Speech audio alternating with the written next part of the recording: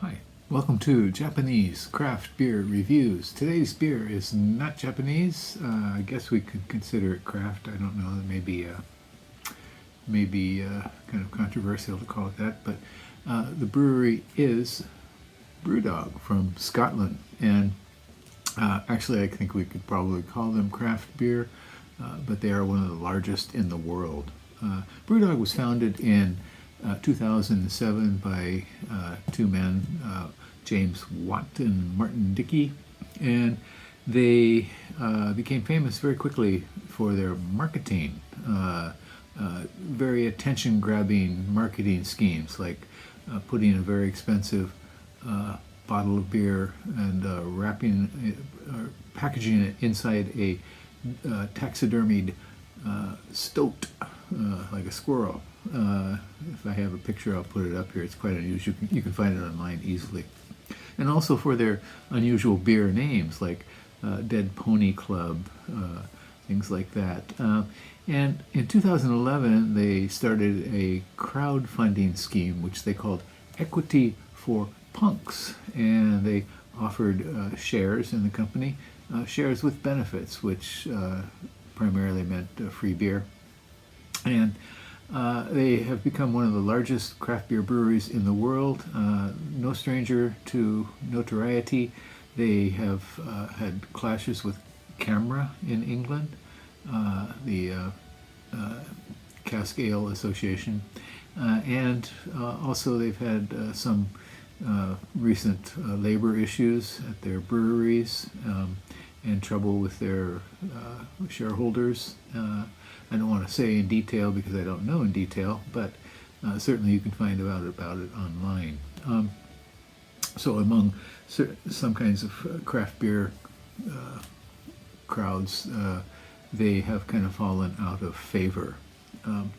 They have grown very big. They have breweries around the world and 78 bars, maybe more now, in Tokyo, Seoul, Shanghai, all over. And they also started a kind of strong beer competition to make the strongest beer in the world. In 2009, they came out with Tactical Nuclear Penguin, and they were topped by a German brewery. And so their next beer was called Sink the Bismarck, which is even higher, and I don't know where they are now. But they make a number of flagship beers, which you can find in liquor stores around the world. I had an opportunity to meet one of their representatives in 2013 in Kyoto at an event, and he brought along bottles of some of their great limited series, their abstract series, and some of those were really, really good. Abstract with a K, KT, abstract, really, really good beers. But I think people are divided about them. I think people new to craft beer think they're wonderful, perhaps, and experienced craft beer geeks are probably a little bit more skeptical about them. In any case, this is, I believe, a new beer from them. Let's take a look at it. It's called BrewDog Hop Frenzy, a hazy IPA, 5.8%, and I think it's new. I don't know exactly. On Rate Beer, there are only 33 ratings when I checked, and the average was 3.46 out of 5. 66 percentile for all beers on Rate Beer, but only 31 percentile for its style, hazy or New England IPA, and that is the largest category of beers on Rate Beer, so a lot of competition there. Untapped, 10,156 ratings when I checked, and the average was higher, as it tends to be on Rate Beer, Untapped, 3.7. So, 2.5 ticks higher. And this is again out of 5. Now, what they tout about this beer is that it was dry hopped at 1.5 times the usual rate. So it should be a little bit hoppier.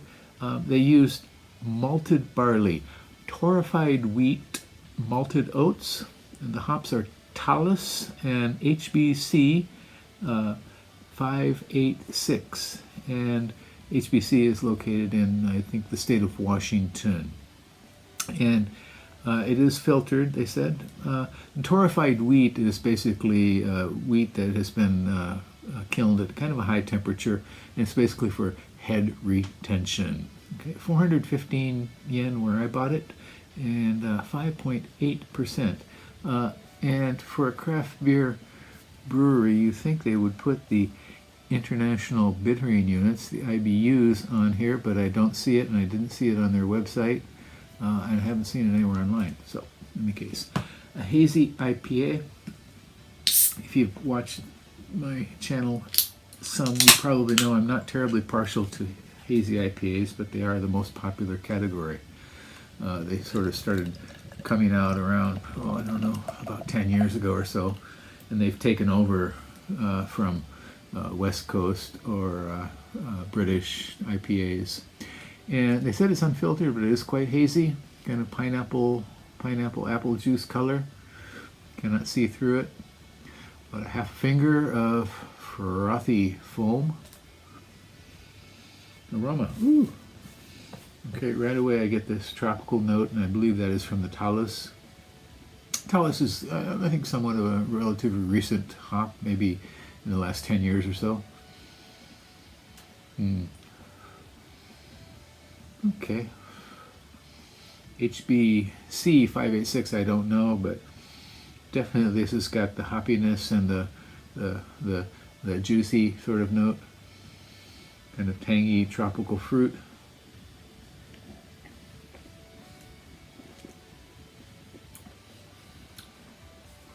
Okay, it's definitely a hazy IPA.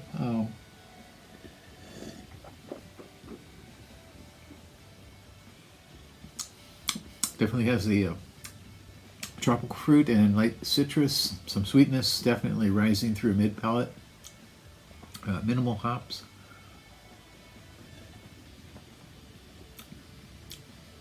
I'm sorry, minimal bitterness. The hops are quite present, certainly, with that tropical fruit note. Malted oats. Usually flaked oats, I think, are more commonly used in a hazy IPA to give it a kind of creaminess.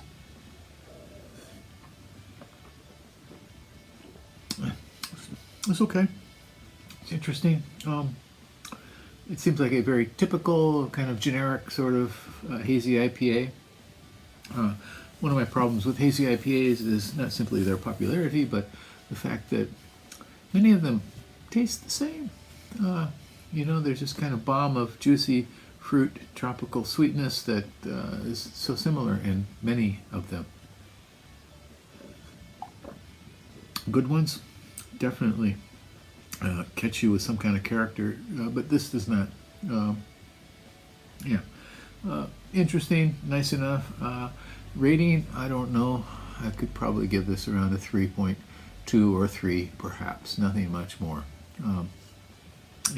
So BrewDog is seems to be brewing things more and more for the general market now, rather than you know, it's kind of hard to maintain your punkiness, your rebel attitude, although they try and certainly do with some of their names.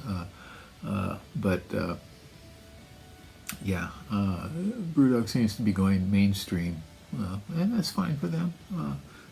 So you may see this in the stores. I found this in a Yamaya store. You know, give it a go and tell me what you thought about it. And okay. So once again, it's called Hop Frenzy from BrewDog, 5.8% hazy IPA. Not really a special beer in my opinion. Maybe you like it better. So tell me what you think. That's it. Bye bye.